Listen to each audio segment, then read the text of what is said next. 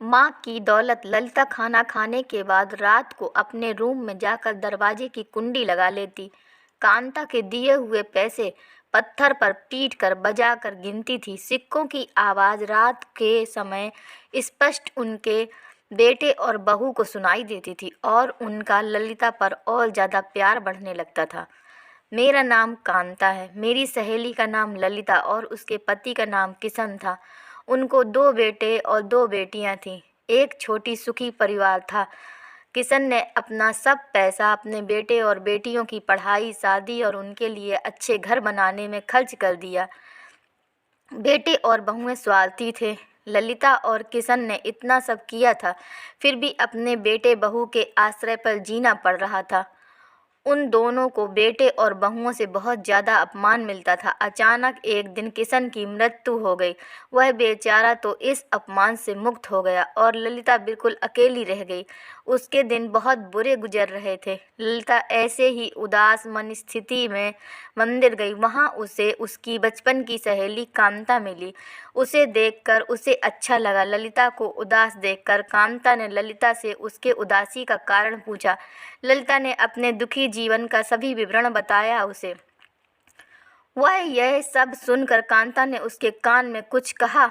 वो सभी सुनकर ललिता को थोड़ा सहारा मिला। दूसरे दिन सुबह कांता ललिता के घर एक भारी बैग लेकर आई और इस प्रकार से मिली जैसे पहली बार मिल रही हो। कांता ने ललिता को गले लगा लिया। ललिता ने कांता से पूछा, कांता तुम यहाँ हमारे गांव में कब आई और किसके घर ठहरी हो? ललिता के दोनों बहू ललिता की आवाज़ सुनकर तुरंत अंदर से बाहर आईं। उन दोनों को देखकर कांता बोली, अरे मैं दूसरे घर पर कहाँ रहूं? हम दोनों मौसेरी बहनें हैं, तो भी सगी बहनों से ज़्यादा रिश्ता अटूट है हमारा।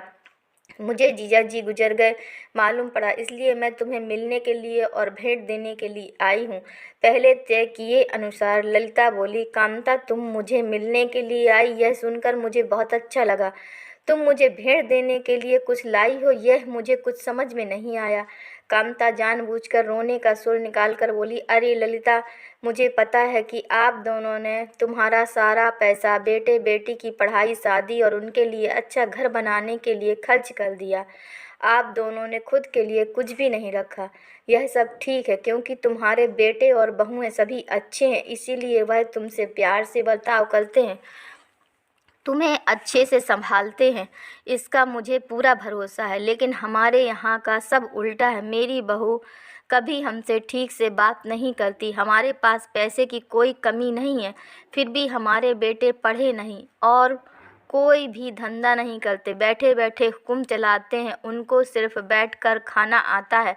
अमीर के इस वजह से उनकी शादी भी हो गई, परंतु उनकी पत्नियां हम दोनों का बार बार अपमान करती रहती हैं और मेरे बच्चे यह सब देखकर भी कुछ नहीं कहते अपनी पत्नियों को। फिर कांता आंखें पोंछने का नाटक करती है और वह आगे बोली, अभी ऐसी परिस्थिति में हम दोनों को जीने की इच्छा भी नहीं होती। हमें लगता है कि जहर खाकर मर जाएं और अब हमारी ज़िंदगी भी कितनी बची है। इसीलिए मैंने तय किया है कि मेरे पति का नज़दीकी कोई भी नहीं है और तुम्हारे सिवाय मेरा कोई भी नहीं है। इसीलिए सब पैसा बेटों को देने की बजाय तुम्हें आधे पैसे दे दूं। ऐसा विचार करके मैं मेरे पति की रजामंदी से 20 तोला वजन के 10-12 सोने के गहने और 51,000 रुपये इस बैग में लाई हूँ। इस बैग में 40,000 रुपये और 5,000 रुपये के सिक्के हैं। अब तुम कुछ भी ना कहना, इसे हमारा प्यार समझकर यह बैग ले लो और यह रही इस बैग की चाबी। इतना कहकर कांता ललिता को बैग की चाबी और बैग दे देती है। मैं सिर्फ तुम्हारे पास चाय पीकर तुरंत चली जाऊंगी। कांता का यह बोलना सुनकर सास की बहन कोई सामान्य औरत नहीं है, बल्कि बहुत अमीर औरत है और धन की तिजोरी के साथ आई है।